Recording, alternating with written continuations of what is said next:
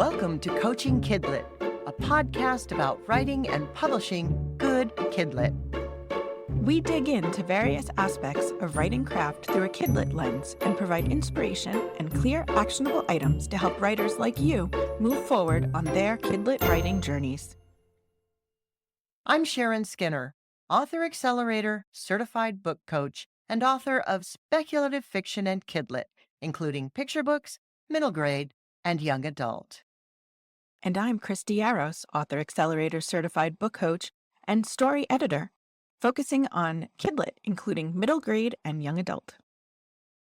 Hello, listeners. It's Sharon again, and I have another special guest this month, and I'm very excited to introduce him to you. As a professional musician, USA Today bestselling author Matt McMann played an NFL stadium, a cruise ship, and the International Twins Convention. Now he writes the kind of spooky mystery adventure books he loved as a kid, including the Monsterious series. He's hiked the Pacific Northwest, cruised Loch Ness, and chased a ghost on a mountain. And while he missed Bigfoot and Nessie, he caught the ghost. He enjoys brainstorming new books with his wife, New York Times bestselling author Lisa McMann. We're going to try and get her on the podcast later this year. Viewing his son, Killian McMann's artwork, and watching his daughter, actor Kennedy McMann, on television. They are one busy, exciting, creative family. You can visit Matt online at mattmcmann.com and follow him on Instagram at Matt_McMann. And those social media handles will be in our show notes. So without further ado, welcome Matt McMann to our show. Matt, it's so good to have you here. Thanks so much for having me, Sharon. It's a blast to be able to chat with you today. Well, I'm excited to talk to you because you have a really interesting writing journey and you are writing series, which we haven't talked about as much on the show thus far. So you're writing a middle grade series, Monsterious, which I like to tell people is the new Goosebumps. That's very kind. That's how I see it. And I think that's how it seems to be landing in the publishing realm and in the reader's realm. So I'm excited for you on that. But do you want to tell us a little bit, maybe something that wasn't in your bio, about your writing journey and how you came to write Monsterious? Yeah, well, my writing journey started when I was 12 years old.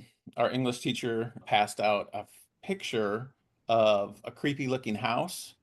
And he said, okay, I want everybody in the class to write a short story based on that picture. So I wrote my very first spooky short story because it kind of looked like a haunted house. And it was terrible. It was a terrible story, but I had a blast writing it. And then in 7th grade, we had a creative writing contest where everybody in the 7th grade had to write a short story. And I won the contest, much to my surprise. 8th grade, we had the contest again. Everybody in the 8th grade writes a short story. I won again. And this time my English teacher read the introduction of the story out loud to the class. And he said, if the rest of the story had been as good as the beginning of the story, which it totally was not, he'd suggest it be published. And I thought, wow, writing stories is really fun. And my teacher thinks I'm good at it. When I grow up, I want to be an author. But then in high school, I got really into music and I ended up studying music in college, became a professional musician for 26 years. But then I burned out on doing music. And my wife, Lisa, wonderful author as well, she said, hey, you used to like to write stories when you were younger. What do you think about writing books? And I thought, oh, that sounds really good. But what kind of books would I even really want to write? And that's when I remembered something about my childhood. I was a really scared kid. I was afraid of almost everything. I was afraid of the dark, bullies, the woods, the basement. But I loved spooky stories. And I would go to my elementary school library and check out every book on Bigfoot and the Abominable Snowman, the Loch Ness Monster, vampires, werewolves, you name it. Because when I would read these spooky stories, it allowed me to experience fear in a safe, fun way. And when I saw the characters in the books facing their fears, it gave me courage to face my own. So fast forward to this decision where I'm going as an adult, I want to write books, but what kind of books do I want to write? That's when I remembered those kinds of spooky monster mystery books that I loved when I was younger. And I thought, yeah, that's what I want to write because I want to give kids today that same spooky fun and that same courage that I found in those books when I was that age. So I wrote my very first book and it did not go well. And I like to overplan. So I was thinking and plotting and planning before I would actually put pen to paper. And Lisa actually kidnapped me for the weekend, took me to a hotel for us to do a staycation for the weekend, and said, we're not going home until you write the first chapter. So she forced me to get going, which was the kick that I needed. And fortunately, because of her connections, and at this time she had already published quite a few books, and she had a long-term relationship with her literary agent, Michael Barrett from Distel Goddrich and Barrett. And so while I'm in the process of crafting my first book, which was a middle grade kind of fantasy adventure at that point that had some spooky stuff in it, she said, "Hey, when we go through LA on this trip that we have coming up, we are going to have dinner with Michael, her agent." And she said, "Sometime over the course of dinner, he's going to turn to you and say, 'So, Matt, what are you doing these days?' And you're going to say, 'I'm writing a middle grade book.' And he's going to say, 'So tell me about it.' And you're going to have a pitch ready." So I went, "Yes, ma'am." So I crafted this little 2 sentence pitch for this work in progress that I was doing. And we go into LA and have dinner with Michael. And sure enough, exactly like she said it, he turns to me over dinner and says, "So, Matt, what are you doing these days?" And I said, "I'm writing a middle grade novel." And he rolled his eyes and he's like, "Yeah, you and everybody else." Oh, Okay. ouch. Ouch, I know. And he's like, "Okay, go ahead, pitch it to me." And I'm like, "No, you don't have to hear this." And he's like, "No, that's okay. It's what I do all day long. Come on, go ahead, pitch it to me." So I gave him my prepared pitch. And he went, that actually sounds kind of like the stuff that I like. Okay, when the manuscript's done, go ahead and send it to me." Wow. So I finished the manuscript. I sent it to him. A while later, he calls me and he's like, "Okay, this has potential, but it needs a lot of work. If you're willing to do some work on it, I'm willing to read it again." And I was like, "Absolutely." And then something happened that never happens. So, to all of your listeners, I realize how incredibly fortunate this is. This never happens when you're pitching, trying to get a literary agent. He proceeded to spend the next hour telling me everything that he thought was wrong with the book. Wow, that's amazing. Yeah, well, it helps to know people, of course, It totally does. I was the luckiest aspiring author in the world to have Lisa McMann as my writing coach and mentor. and Yes. mentor. Absolutely. So I took copious notes over that phone call and I just did everything he suggested that I do with the manuscript. I sent it back to him. He reread it. He called me and said, "Okay, this is in good shape." And he offered me representation. And so we went out with an exclusive submission, which for your listeners, so there's different ways to go out. Typically, you go out wide to multiple editors, but he wanted to go out on exclusive submission, offering it to just one particular editor that he knew at Simon Schuster. And so we went out with it with an exclusive submission. She liked it. She had some suggestions. I made some more tweaks. She ended up taking it to acquisitions, got all the way up the chain to acquisitions, and then it died. Ouch. Again. So I was thinking, this is amazing. My very first book that I thought was going to be a throwaway practice novel not only got me a literary agent, it's going to get me my first book deal with my first editor that it's pitched to. And then it didn't. And I thought, well, if it got that close with the first editor, when it goes out wide, it's going to get snatched up. So it went out wide on a first wave, all rejections. Second wave, all rejections. Third wave, all rejections. It was on submission for over a year, never sold. So in the meantime, I was taking the advice of my wife Lisa gives me, which is you can't control the speed of how things move in publishing, but you can control when you write. So always be working on your next thing. So while book one was out on sub, I wrote book two. So when book one didn't go anywhere, my agent sent out book two on submission and nothing but rejections on that one. While that one was out on sub, I wrote a third book, gave that to my agent. And he said, "But the second half of the book is the best thing you've ever written. The first half needs a lot of work." And while he was reading book three, I was feeling very despondent at this point, feeling like this is never going to happen. I'm never going to break through. And Lisa was reading an article out loud to me one evening, and she mispronounced the word mysterious and said Monsterious instead. And I went, "Oh, that would be a fun title for a middle grade book." And she went, "No, it's a whole series, and you should write it." And I went, Monsterious, monsters, mysteries kind of crammed together. I like both of those things. I'm going to try to write a series, a middle grade series called Monsterious. And I had the unique opportunity at that point. You mentioned talking about writing of a series earlier. I had a unique opportunity at that moment to decide, well, what kind of series do I want this to be? Because normally you start with an idea for a story and you write a book, a story, and then you go, well, does this have series potential? But I was approaching it from a different perspective because I had an idea for a series with no ideas for stories. So I thought, well, what kind of series do I want to write? And there are three typical types of series. There's a dynamic series, a static series, and an anthology series. So a dynamic series is the one we think of most often when we think of a series. It's a consistent cast of characters that goes through a multi-book story arc like Lord of the Rings.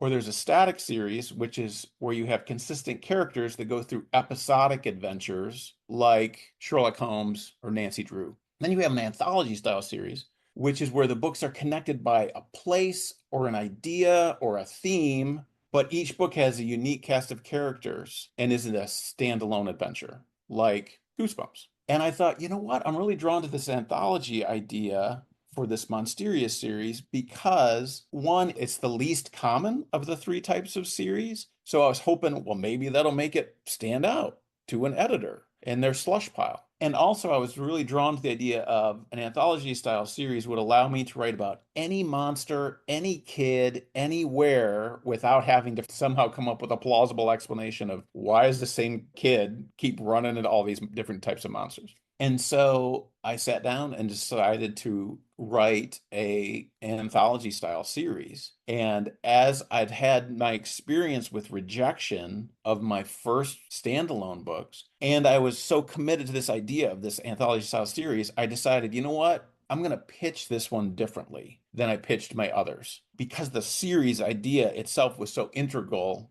to the concept of what I wanted Monsterious to be. So normally when you pitch with your agent to an editor, you're pitching a single manuscript. And often it'll be a single book with series potential. Right. But this is why I wanted to do something different. So I actually came up with a different concept how to pitch the story or how to pitch the series. And so I wrote one full manuscript. I wrote two complete outlines for two additional books. I came up with five more ideas for books, one paragraph each, that could all live in this Monsterious world. And I put that all together in a package and I sent that to my agent. And when he read that, he said, whoa, timeout. Okay, let's stop going out with book two. We'd already abandoned book one. Stop going out with book two on submission.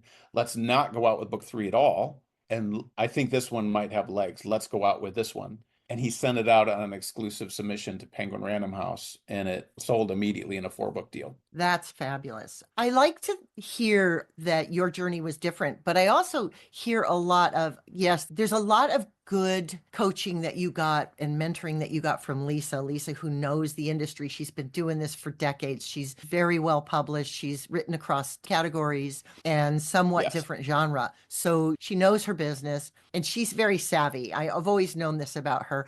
And I love to hear that you approached this from that perspective. I know that the first book was the book that you felt passionate to write. It's a story you really wanted to write. And I always coach my clients, write the story of your heart, right? Write what you're passionate about. At least that first book, that first book, second book, that's where we want to come from because we wanted the joy of this. Was there any point during this process where you felt like, my goodness, maybe this is not for me? Or were you just enjoying the writing so much that you wanted to keep going? How did that work for you? Oh, that's a great question. I subscribe to Shelf Awareness, which is a newsletter for industry trade, and Publishers Weekly, another trade magazine. So I kept reading reports. Some of those newsletters have reports on here's the latest deals. This person got this deal with this publisher. This person got this deal with this publisher. And it has their picture in it and their little write-up and all that stuff. And as time went on, because this is taking years now from the time I started to write my first book to getting the agent, first book rejection, second book rejection, all that. I'm reading Publishers Weekly and seeing all these deals, and I just felt so despondent. I can remember one specific night sitting in bed with Lisa, reading Publishers Weekly, reading all the rights reports of the latest things, and going, it's hopeless. This is hopeless. I will never see my picture there. I will never break through.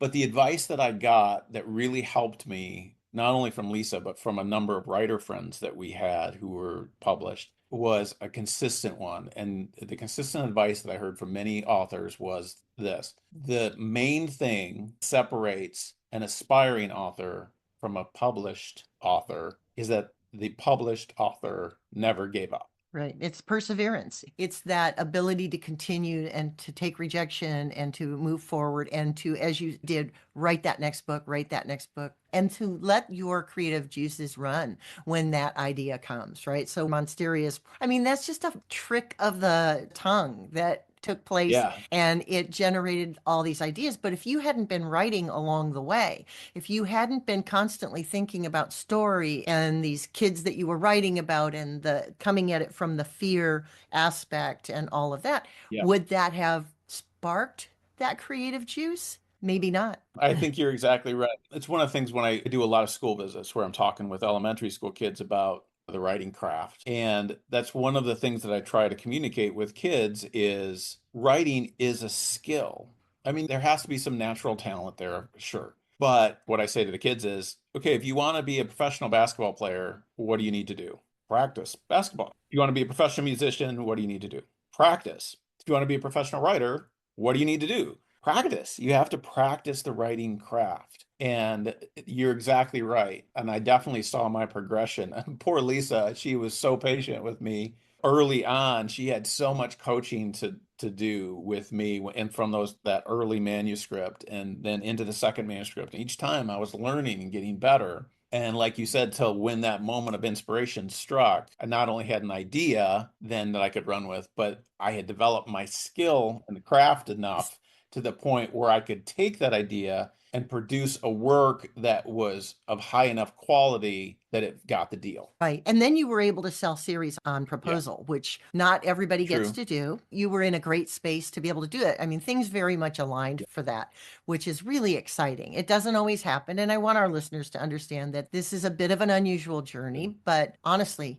relationships matter in this business. they do. You happen to have a really solid relationship to begin with, and that helped. And a coach or a mentor or someone who can help you with your writing, whether that's your critique group or your beta readers or someone like me who you Yep. work with, or a fellow writer who's willing to swap manuscripts, all of those things are really Yes. important because building those skills, leveling up. And one of the things that I like to say is that when you work with someone like me, my hope and what makes my heart swell is when you come in the door and we work together, and on the way out the door, you have really elevated your writing skills. And I just did that with a client, and it made me so happy. It made us both happy, to be honest with you, Of course. but it makes me so happy. So I know Lisa had a lot of joy in what you were doing together. Not just poor Lisa had to put up with it, but she was doing something to help you do what you wanted to do, but also something she enjoys.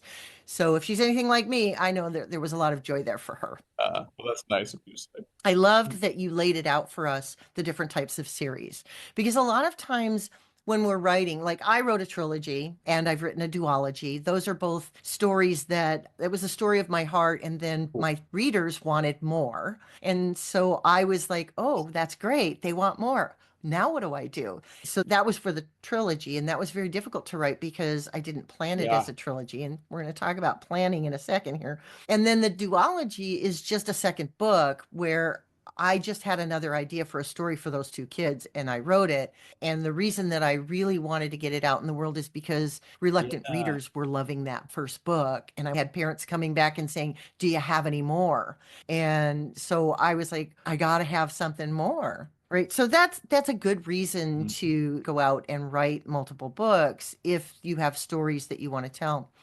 But you planned Monsterious really well ahead of time. And I want to talk a little bit about that because a lot of times we don't plan out that far. And with series, I think it's important that you have a number of ideas, especially anthology series like yours, where Yep. you probably need to have multiple stories in order to keep going. So let's talk a little bit about that process because it sounds to me like you came a little bit Mhm. from the planning process, the over planning, the plotting, rather than the characters in the story. Yes, 100%. Yeah, starting there, I am more of a plot writer than a character writer. Some people start with a character and think of, I have this character in my head, and they're like, I'm understanding their voice and their personality and their background and their skills and their foibles and their obstacles. So it's like, okay, what story can I bring this character that's in my head through? I don't work that way. My brain doesn't work that way. And that's another thing to be clear to your listeners as well is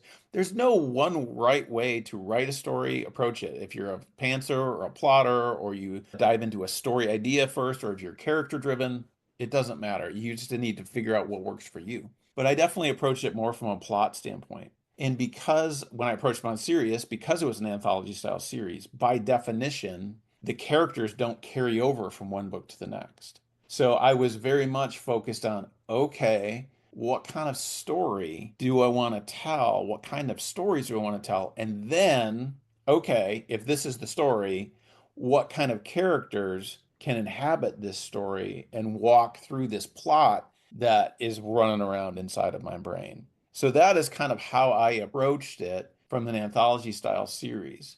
And for me, I ended up getting, this is a weird sidebar, but you had mentioned Goosebumps earlier. One of the coolest experiences that I've had in the last year and a half, because I'm still relatively new. My first books came out in May of 2023. So I'm, about a year and a half into my publishing journey. But I've been able to do a lot of cool things. And one of the things I've been able to do was hang out with R.L. Stine, who is the author of Goosebumps. And so I've been at multiple festivals with him where we've been on panels together, which was crazy. Rookie, newbie, nobody, me, literally sitting next to R.L. Stine doing author panels. I have the same experience because I was on a panel with him Oh, at the San cool. Diego State University Writers Conference one year, and we were on a panel together. And when we first met, he was like, "Oh, just call me Bob," Yeah. right? And it's like, "But oh, okay, wow, gosh." And I was the new kid. I was one of new kid on the block still, and I just love that you and I have that same experience because I felt the same way. That's hilarious. I had no idea that you knew him as well. I've been on panels with him. Well, one of the things that happened, one reason that came into my brain was because we're talking about how to come up with the planning part of the series. And we were doing a panel together, and somehow he has a way of hijacking the conversation in a panel and just talking about whatever he wants to talk about, which he gets to do because he's R.L. Stine. Right? He started talking about, well, I come up with ideas for my books from titles. I just get a title in my head, and that's the thing that sparks the idea for that particular book. And he turns to me, he's like, Matt, how do you come up with ideas for your books? And for me, my answer to that in that panel is places, locations, settings are the things that typically have inspired books for me. So there's 5 books in the Monsterious series. 4 of those books were inspired completely by settings. And so, like, the first book in my series was called Escape from Grimstone Manor. And this was shortly after I'd had this idea for the Monsterious series. Like, okay, it's going to be an anthology style monster mystery series. That's all I had. And I thought, well, what kind of stories do I want to tell? And while I was brainstorming story ideas, I saw a photo of a gargoyle statue in front of a roller coaster. And I thought, oh, this is odd. What is this? And it turned out to be an advertisement for a spooky amusement park ride. I thought, oh, that would be a cool setting for a Monsterious book, a haunted house amusement park ride. But a setting's not a story, right? So I had to think, well, okay, well, what's something that's interesting or spooky or strange that could happen in that cool setting that would make a good story? And so I thought, well, okay, it's an amusement park ride. What if the ride broke down? Okay, that's a start, but it's not very interesting. What else? What if the kids somehow got trapped inside the haunted house ride overnight? Oh, that's more interesting. Oh, what if they were trying to run around trying to find their way out? They discover a hidden staircase that leads to this creepy basement hidden beneath the ride that's full of all this creepy stuff. Oh, that's cool. Oh, wait, what if all that creepy stuff somehow came to life and started chasing them around? And it was at that point that I thought, yeah, that's when I knew I had a story.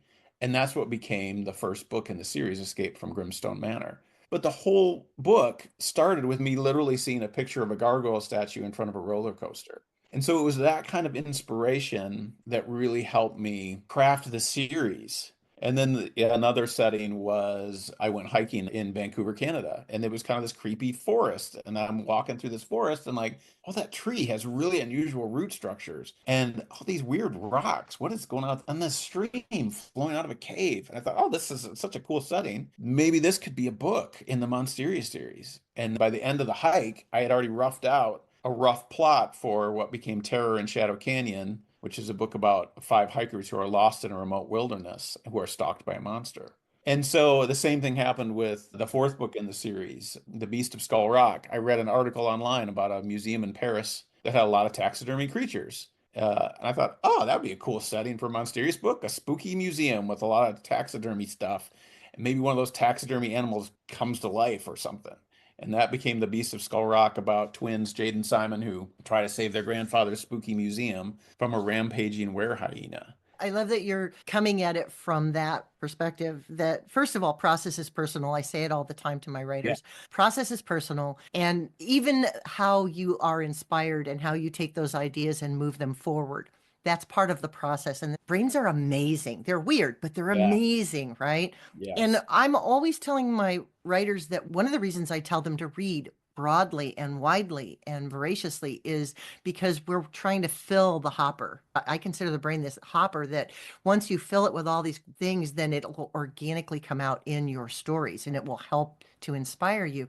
But if you don't have anything to put in there, Yeah. then where are you going to come up with your ideas, right? At Yep. least that's how it works for me. I love it. So I love hearing that you're reading articles or going places and paying attention and learning things. And because you're really feeding that side of your brain that is going to take that and churn it into something really wonderful. Exactly. So, Matt, do you want to talk a little bit about some of the marketing that you are doing along with getting the books out? Because I want our listeners to understand that, yes, you get the agent, you get the deal, you get the book published, but it doesn't stop there. Not only are you writing the next book, but you are living and breathing the books that are out in order to make sure readers are aware. Yeah. So, do you want to talk a little bit about what's required of you or the things that you do in addition to your publisher to make sure the books are out and get in the hands of your target readers? Great question, great point. And this was one of the hardest lessons that I think new published authors have to learn is, by and large, the marketing of your books is on you. And that's a bitter pill to swallow, because you think once you've spent so much time and energy in crafting these stories, making the best book you can, you finally break through and you get an agent. You finally break through and you get a book deal and you think, oh my gosh, finally I've arrived. And now my publisher is going to market this book and make it a success in the world. Sometimes that happens. In very rare cases, your publisher will totally run with it and do all the marketing, or you've established a platform to the degree where your books sell themselves on your name. But for the vast majority of us, especially as when we get started, the promotion of your book is on you. So that's just something to be prepared for your aspiring authors out there. One of the things that I, again, had the huge benefit of was watching my wife Lisa's career for all of those years before I made my attempt to jump in. And one of the things that I always admired about Lisa is she's not only the most creative person that I've ever met, she's got 32 books published with more in the hopper coming down the line, but she's also got a great business sense and a great marketing brain. So, for example, some of the things I learned from her that I then started to incorporate was, number one, when you're targeting a middle grade market, 8 to 12-year-olds, that's an interesting beast because typically you're marketing to a target reader who doesn't make their own typical buying decisions, and they certainly aren't usually shelling out the cash for it. So you have to find, okay, what are ways that I can market directly to my target reader? And what are ways that I can market directly to the gatekeepers, who are your teachers, your librarians, your booksellers, your parents? So, in terms of marketing directly to the target reader, the thing by far and away that has been the most successful marketing is doing elementary school and middle school visits. So, where you go into a school and you talk to kids directly about your books, about writing, get them excited, and then hopefully they're ordering the books for you to sign when you get there, and you're promoting a bookstore event. So that has been the most successful marketing strategy for both Lisa and myself in our middle grade books, is going into those schools.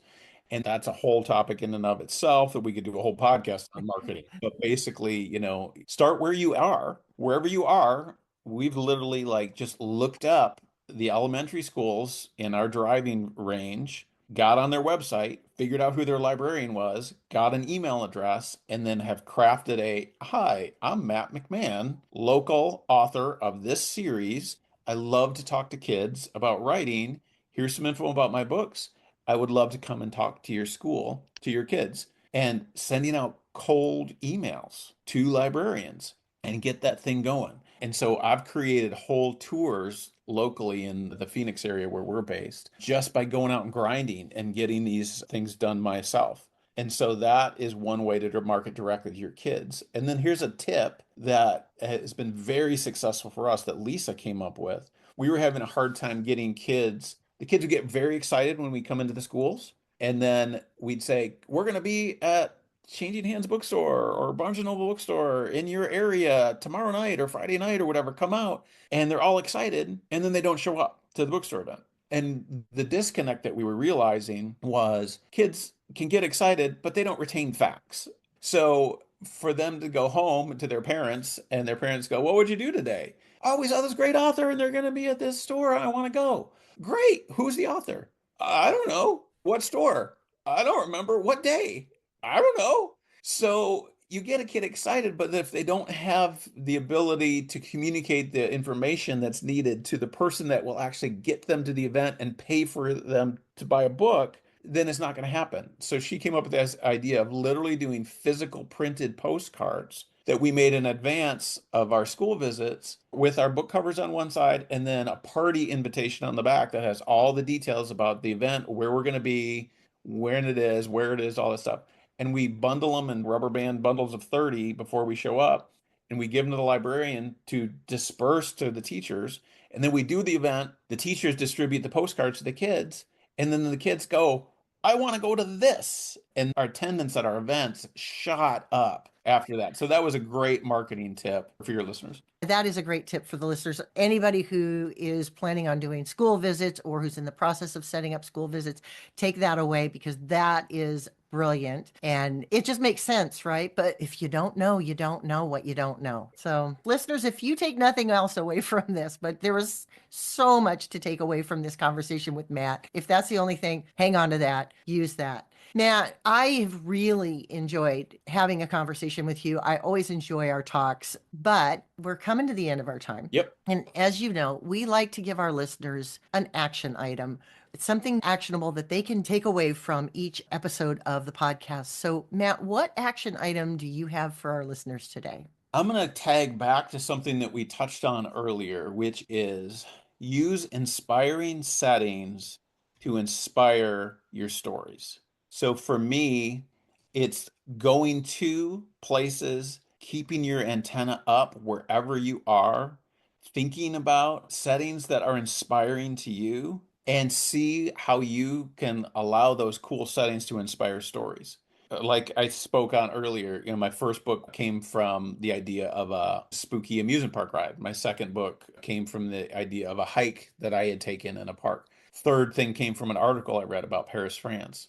And it can be things that even are from your past. So my most recent book in the series is called Trapped in the Horror Dome. It's about a seventh grade science club field trip to a scientific research facility in a biodome that turns into a nightmare when a monster escapes from a secret lab. So that book was actually inspired, even though it just came out in August of 24, that book was inspired by me going to when our daughter was 12, which was many years ago. I went with her on a school field trip to what's called Biosphere 2 in Tucson, Arizona, which is a scientific research facility in a biodome out in the middle of the desert. And it was such a cool place because it's this geodesic dome of steel and glass out in the middle of the desert. It looks like Mars. And it's such a cool place because it's got all these different environments inside of it. It's got a swamp, it's got a miniature ocean, it's got a tundra, it's got all these cool miniature environments. And I thought, man, this place is so cool. And when again, I was fast forward 18 years and I'm thinking about settings for Monsterious books, I remembered that biodome and I thought, oh, that would be a cool place to set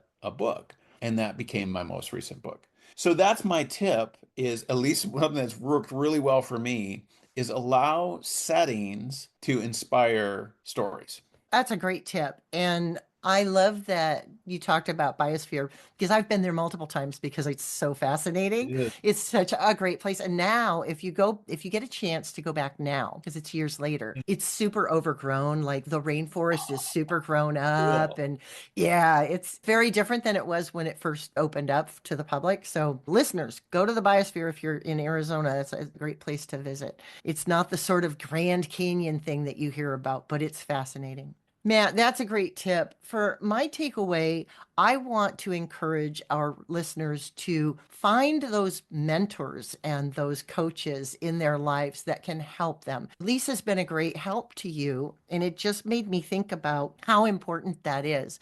When I first started writing, I was struggling. I didn't know who to turn to. I had written my first middle grade novel, which was awful, but I was so excited about it. But I didn't know how to fix it, and I didn't know how to turn it into a book. And so I started attending conferences and workshops, and then ultimately ended up getting my master's in creative writing and things like that so that I could understand all of that structure. I spent years doing that. And there's nothing wrong with that process and taking it in that way. But if you can find a mentor or someone who's been there, done that, or who really has some writing chops who can help you, find those people in your life that can do that. For me, one of my first readers was my mom, and she was not a good reader for me. She was not helpful. Yep. And not in the way that you probably think. She was brutal. It was bad. But find those people that you can trust that can help mentor and coach you. And if you don't have those people in your life, find your community. Join SCBWI, Society of Children Book Writers and Illustrators, or an organization of that nature where you can find your peeps. Find those people that are already on the path and listen to podcasts Absolutely. like this because, hey, we're sharing all kinds of great information. Matt, I can't thank you enough for coming on here and sharing all of this great information about middle grade series and your process and your writing journey. It's been fabulous having you here.